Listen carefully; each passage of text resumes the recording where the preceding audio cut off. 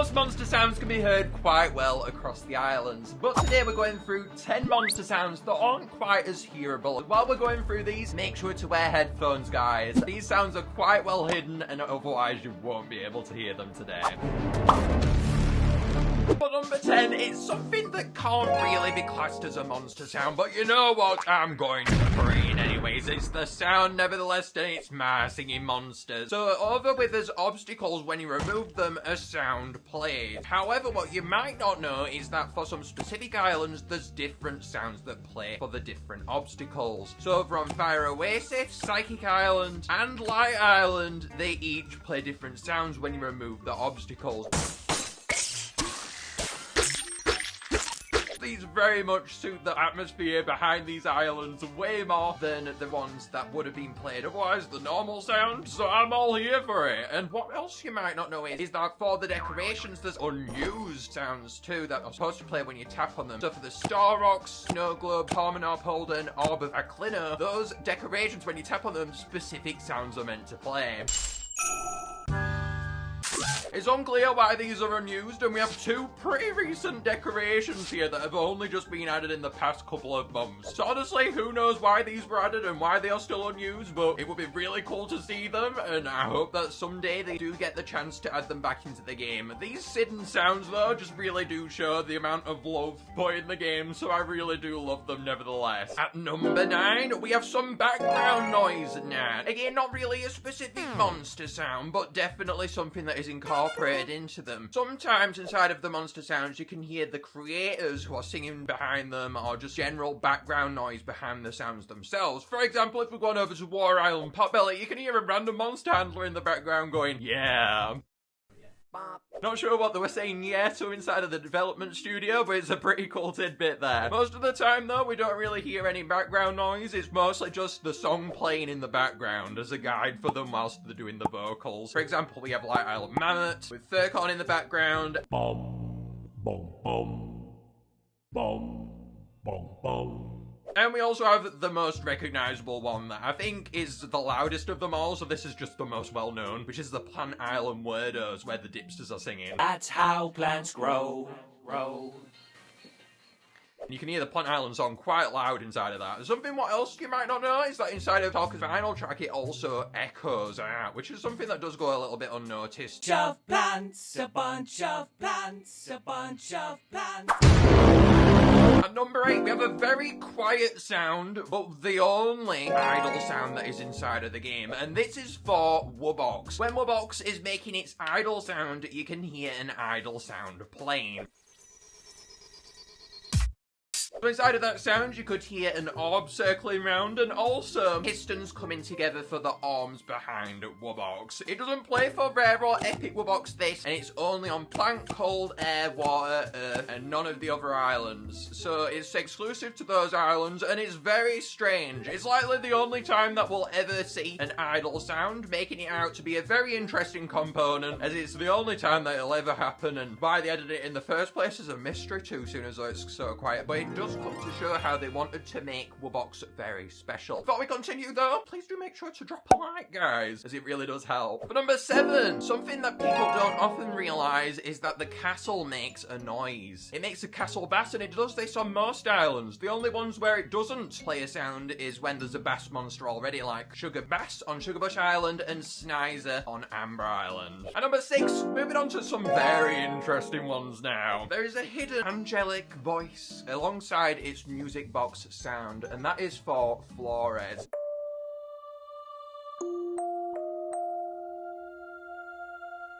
This voice very much does go unnoticed. When it does play, its mouth does open, so pointing that out, it is evident that the monster handlers did want to integrate this in a way where it was quite evident, yet still I do feel like it does go a bit unnoticed, and it is interesting as it does seem to change a lot as it goes on to Magical Sanctum, this one. I mean, you have Angelic, Flores on Light Island, and then it goes to a more sinister tone on Magical Sanctum. What a change, guys! Number 5, we have one that adds quite a bit of a punch, and you can't actually hear it inside of the full song unless you listen to it as a solo, and this is the Screamoo Kid sound. So in Screamoo sound you can hear this random kid playing alongside Screamoo. Hello, hello, hello, hello. is done sometimes inside of music to add that bit of a pop to it, and you can certainly see inside of the Wobbling Island song that it does add that bit more of a punch, even though it's quite unhearable. And also, guys, considering that this is Wobbling Island and it's quite creepy, I do feel like at times, if you are just having Screamo randomly there as a solo, this is honestly quite a creepy one. Moving on to his next one though, that's quite similar. For number 4, we also have a kid alongside this monster, and it's the same kid, I do believe, quite likely, that voiced Screamo's kid sound, as it was made around the same time, this island, and this island, which we're on about, is a celestial island, and the monster is Galvana. Inside of Galvana's sound, you can hear, alongside its more synth-styled voice, a kid-like sound, and yes, it is a voice actor this, as you can hear the breathing actually inside of Galvana's track.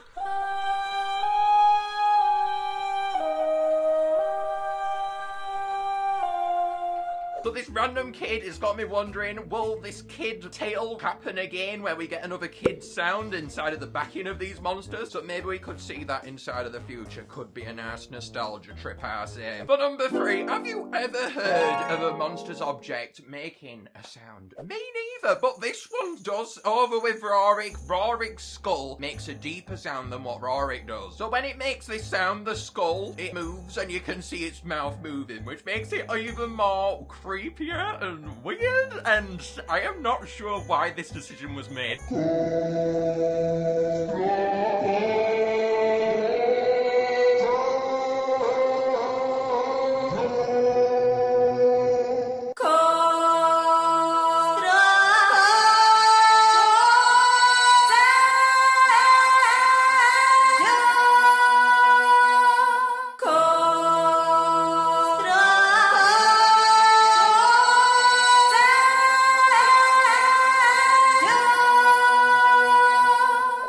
Over to Rorik's bio, you can actually see a little bit here behind what they might have been attempting to accomplish with it. It states, "Of spirits rise at it, here hang those magical trinkets that cast spells we know not of." The skull from this is quite likely to be making this sound from magical spells, which makes it even more ominous. At number 2, we have the funniest one though, and one that is an unused sound again. Its voice flickers all over the place, and the imitation is just absolutely hilarious, if I'm being honest, guys. For the tutorial inside of the game, there was originally going to be Furcorn telling you what to do, and Furcorn had English sounds where it was speaking completely fluent English, telling you how to complete the tutorial. Welcome to my singing monsters. Select, breed, and listen to your monsters sing. Let's start by buying a noggin egg. The little voice imitations inside of this is just hilarious, guys. We've got to continue, though, to listen to the rest of the tutorial, as it's hilarious. Egg is incubating. Egg is incubating. I know we were continuing, but it said the egg is incubating. It's the way that Furcon says all of this stuff. It's the way that it's said. I mean, I know people sometimes take issue with the breeding mechanic. They're like, breeding monsters together, but it's just the way that Furcon says it. It almost puts it across in that ominous way that everyone's thinking, oh no, it doesn't mean that inside the game. The egg is incubating. Congratulations! First goal complete. Collect your reward. Give the noggin a new name. Give the noggin a new name? What is with this Furcon random stuff? Level 2. You've unlocked a mammoth. Use a diamond to speed up incubation. Alright, for speed up incubation, it didn't say it that weird. We can give it the benefit of the doubt there, at least. You've unlocked the bakery. Feeding monsters increases their level and coin production. Make something. Now feed a monster up to level 2. Tutorial complete. Now you know the basics. Take your time and look around. That concludes it when Furcon says, look around. It's the most creepiest thing that we have witnessed inside of My Singing Monsters. And the fun fact behind this matter is that this was created when the game was created and the tutorial has never changed. So the lines could technically still be used. God hopes that they won't be used because this is very creepy. I mean, it is sort of similar to Party Island Thurcon, but at the same time, we just don't need this inside of the game. It's fun to look back though. And number one on our list today is our most hidden sound of all. And to go back to this sound, we've got to go into a bit of history behind the Magical Islands. So what you might not know about the Magical Islands is that they were originally going to be Fire Islands. And on these Fire Islands, there were going to be two new monsters. There were going to be a 3 and 4 element new fire monster. These songs were actually composed by the original My Singing Monsters composer and creator Dave Kerr. However, something that we don't have is these songs. We only know about their existence, and therefore we've never known what monsters were planned on the Magical Islands originally and what they originally did sound like. However, moving on from this, we then got, instead of these 2 new fire monsters, 1 new fire monster, with that being the 3-element fire monster, and also 8 new magicals, making it a lot better of an experience. However, for the original monsters that we were supposed to get, if we head over to Boscus' sound on Light Island, you can actually hear one of the fire monsters that was supposed to be inside of the song originally. So if we head over to Boscus, you can actually hear Wallaby. Bob, bob, bob, bob, bob, bob, bob, bob, bob, bob, bob, bob, bob, bob, bob, bob, bob.